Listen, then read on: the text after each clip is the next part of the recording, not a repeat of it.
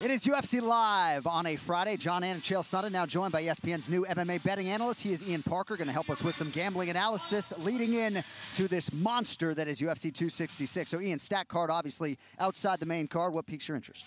One of the fights that truly piques my interest, we're looking at Dan Hooker versus Nasrat Haqparast. I really believe Dan Hooker's level of competition after 2 losses wants to come back here, wants to show that he still belongs to the top, and this is a great bounce-back fight for him. It's not going to be easy. Nasrat's got great striking, but I think Hooker's got the game to do it. I'm liking Hooker in this fight. Both guys dealing with a lot of variables just in terms of getting to Las Vegas, and Nasrat Haqparast recently losing his mother, so a lot of different variables when it comes to that matchup at 155 pounds.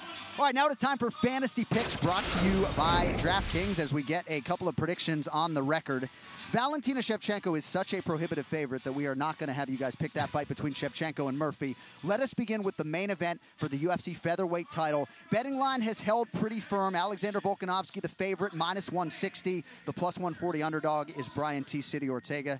Chael Sonnen, who do you have? I got Brian Ortega, but I got a little inside baseball here. I went and saw a training camp. There was only 3 guys in the room. It was Brian Ortega, Juan Archuleta. Win Juan was the sitting Bellator world champion, and the great TJ Dillashaw. They did a round robin. I can't share what I witnessed. I only share with you.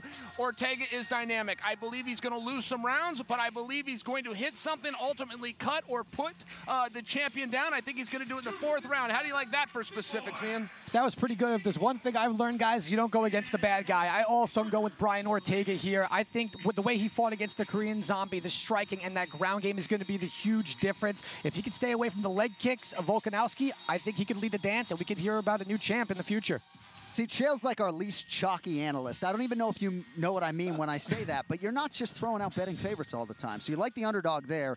And lastly, guys, this fight has been close to a pick'em all week. You know what we're talking about. Nick Diaz versus Robbie Lawler. You know, I don't know how you go to the window and bet on Nick Diaz, given the fact that he hasn't competed in 6 years, but what do you think? And look, I don't love the idea that he had to change the weight class, but I am taking Nick Diaz. I won't bury my lead here. I'm taking Nick Diaz. And you want my evidence? I've already seen these guys fight under the same rule set, and Nick won. And I do concede that Robbie Lawler is better now, but there was a gap. Robbie could be better and still not be good enough. Nick Diaz gets the victory.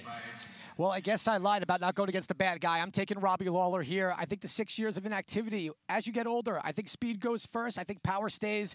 I think Robbie Lawler can really, as long as he just doesn't brawl and he's a little bit more precise with his striking, he can hang out against the cage. I think physicality is going to play a big difference here. I think Robbie's going to bring the violence, and I like Lawler to get it done against Nick Diaz. That's a big if, though. You said if Robbie Lawler doesn't brawl, my goodness, of course he's going to brawl. He's the most stubborn fighter in the organization. He's got a little bit more patience over the years, though. He's been a little bit more hesitant to get into it, and I think with his precise striking, and I think he's just going to sit back a little bit, let Nick lead just a little bit. The power is going to be the difference. All right, fellas, good stuff. For more picks and insight with Ian, do not miss the UFC 266 gambling show. That is Saturday on the ESPN MMA YouTube channel.